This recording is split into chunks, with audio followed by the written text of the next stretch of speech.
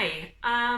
So this morning I'm gonna just talk a bit about the physical side of what is going on with an eating disorder like mine. I'm no expert, and I'm gonna see if the eating disorder coach that I'm working with might record just a quick explanation, because she'll do a much better job than I will. But um, my experience of hunger and appetite and just general drives around food is not normal.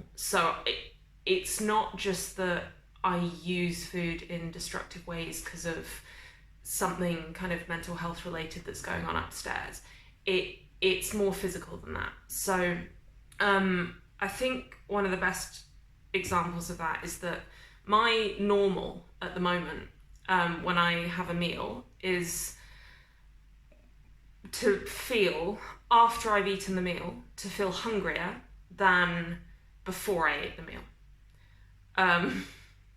Which is a little bit of a mindfuck. And I used to label that as me being greedy and not being able to control myself. The not being able to control myself is real, but it's not because of greed, if that makes sense. So what's going on is that starting right at the beginning when I was 12 and effectively starved myself, eating sort of 500 calories a day as a limit, I taught my body that food was in short supply.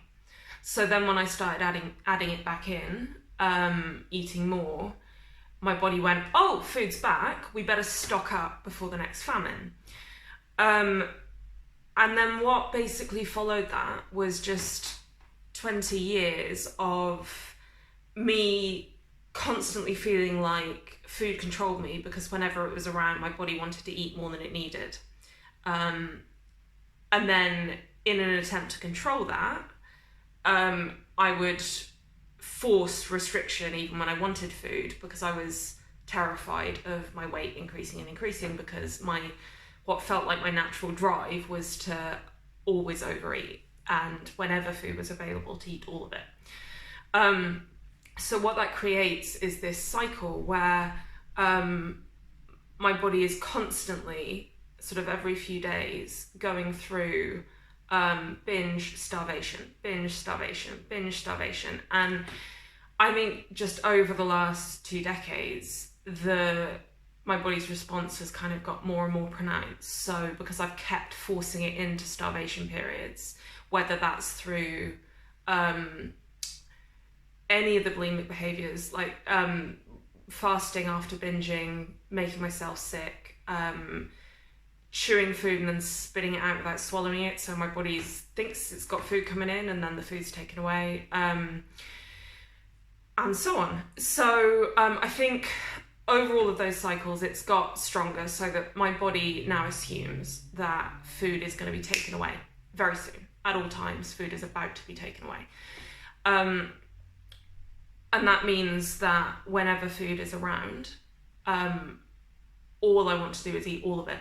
And I don't feel like I can be around food and not eat it, which is why I use the timed locks to regiment meal times, and it's why I don't have any food that isn't locked away in the house, and it's why I don't have access to bank cards, because the drive to consume food when it's available is just too damn strong. So what I'm doing at the moment with the ED coach is a structured meal plan, which is basically designed to convince my body that it's not starving. And that means eating every 2.5 to 3 hours and eating enough calories every single day. And I don't know how long it'll take for that kind of biological switch to switch back to normal, but until that happens, I can't make intuitive choices around food that are based on hunger, because brain and body aren't connected at the moment when it comes to that stuff. So when I eat a meal, whether I'm particularly hungry or not beforehand, as soon as I've eaten it, my body is thinking, oh, food's available, let's go eat more of it because it's going to be taken away. And that's why immediately after a meal, I feel hungrier and I have stronger food cravings than before I ate it in the first place. I cannot wait until that is gone, because it is not much fun. It's a real mindfuck.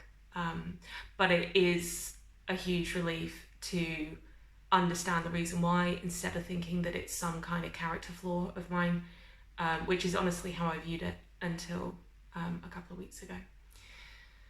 Yeah, so bring it on, can't come sooner enough.